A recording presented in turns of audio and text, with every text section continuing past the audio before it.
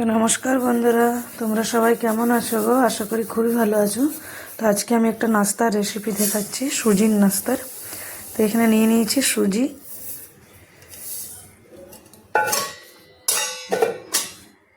আর এখানে দিয়ে দিচ্ছি দই। যখনই এমনি বাইরের নাস্তা খেতে বাচ্চারা বাহানা করবে, তখন এরকম নাস্তা আপনি বানিয়ে দিতে পারেন।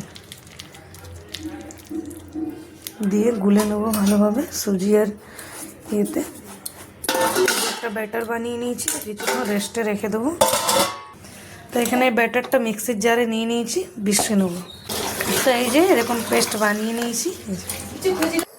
তো দিয়ে দিচ্ছি একটু সরষের ফোড়ন, কালো সরষে, দিয়ে দিচ্ছি কারিয়া পাতা, পেঁয়াজ, কাঁচা লঙ্কাকে কেটে রেখেছি, নুন, ব্যাটারও দিয়ে দিচ্ছি হালকা নুন, দিয়ে দিচ্ছি হলুদ গুঁড়ো,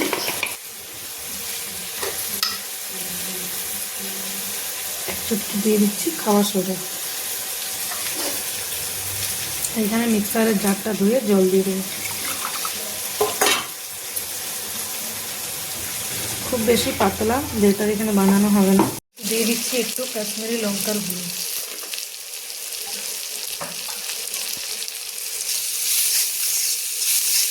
তো এখানে পেঁয়াজটা ভাজা হয়ে গেছে। তো এই যে ব্যাটারটা বানিয়েছি ওটাতে পেঁয়াজটা দিয়ে দিচ্ছি। এখানে খুব ভালোভাবে আবার আমি মিলিয়ে নেব। তো এরকম একটা বেশি গাঢ়ও নয় বেশি পাতলাও নয়, মিডিয়াম ব্যাটার বানাতে হবে। এখানে টারকা প্যান যেটাতে আমি ডাল উল ছঁকি, সেটা একটা চাটুর বসিয়ে দিয়েছি।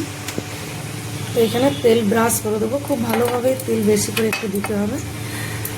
আর এখানে সর্ষের তেলও দিতে পারেন, অথবা ঘিও দিতে পারেন, অথবা রিফাইন তেলও দিতে পারেন। আমি তো সর্ষের তেল দিচ্ছি। আর এখানে দিয়ে দেবো একটু সর্ষে আর একটু তেল।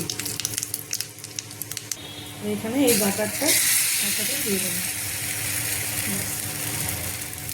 আর একটু সাইডে সাইডে তেল দিয়ে দিচ্ছি। প্লেটটা গরম হয়ে গেছে, একটু সাইডে তেল ব্রাশ করে দেবো হালকা, আর পাল্টি করে নেব।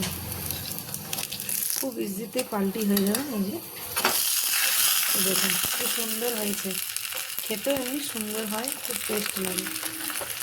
তো দেখুন এখানে খুব সুন্দর করে এটা ভাজা হয়ে গেছে, এবার রেখে নিচ্ছি।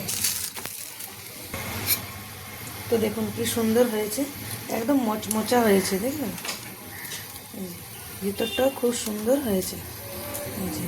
যদি ভালো লাগে তো রেসিপি লাইক সাবস্ক্রাইব নিশ্চয়ই করবেন। ভালো থাকবেন, সুস্থ থাকবেন, আর চ্যানেলটাকে সাবস্ক্রাইব করবেন।